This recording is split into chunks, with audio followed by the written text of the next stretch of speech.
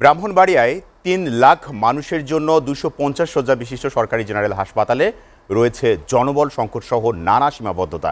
প্রতিনিয়ত সক্ষমতায় প্রায় ৪ গুণ বেশি রোগী সেবা নিতে আসায় চিকিৎসার মান ব্যাহত হচ্ছে। অন্যদিকে সীমাহীন চাপ সামলাতে হিমশিম খাচ্ছেন কর্মকর্তারা। এছাড়া সেবাগ্রহীতাদের ভোগান্তি পৌঁছেছে চরমে। ব্রাহ্মণবাড়িয়া থেকে মনিরুজ্জামান পলাশের পাঠানো তথ্য ও চিত্রের ডেস্ক প্রতিবেদন। ব্রাহ্মণবাড়িয়ায় ২৫০ শয্যা বিশিষ্ট জেনারেল হাসপাতালের ডায়রিয়া ওয়ার্ড। রোগীদের জন্য আসন বরাদ্দ আছে ২০টি।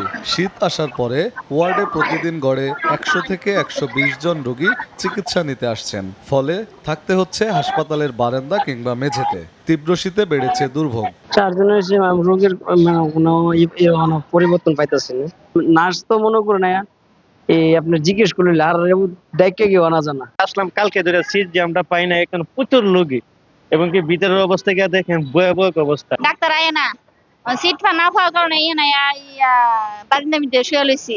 কালকে আইসি সদর পরীক্ষা করার লেগে, পরে রক্ত পরীক্ষা করছি, বুক এরসা করছি। পরে বহির্বিভাগেও রোগীদের উপচে পড়া ভিড়। রোগীর সমস্যা শোনা, পরীক্ষা দেয়া, রিপোর্ট দেখা ও ঔষধ লেখার জন্য একজন চিকিৎসক সময় পাচ্ছেন মাত্র ২ থেকে ২.৫ মিনিট। একজন ডাক্তার যদি ১২০ জন রোগী দেখে, তার সারাদিনে ৫ থেকে ৫.৫ ঘন্টা যদি টানা রোগী দেখতে থাকে, যদি কোনো ব্রেক না নিয়েও, তাহলে দেখা যায় আমি বড় জোর ২ থেকে ৩ মিনিট সময় পাই।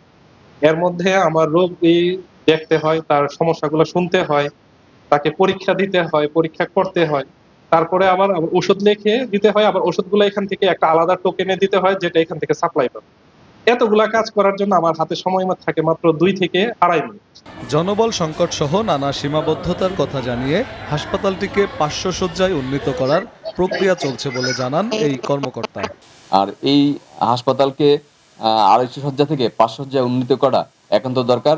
আমরা এই বিষয়ে চিঠি দিয়েছি সচিব স্যারের কাছে। সেই চিঠি এখন আমি জানা মতে নির্মাণ শাখায় রয়েছে, এটা প্রক্রিয়াধীন আছে।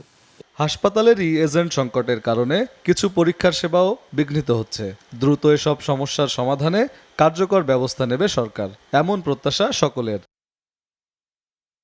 SA TV news desk.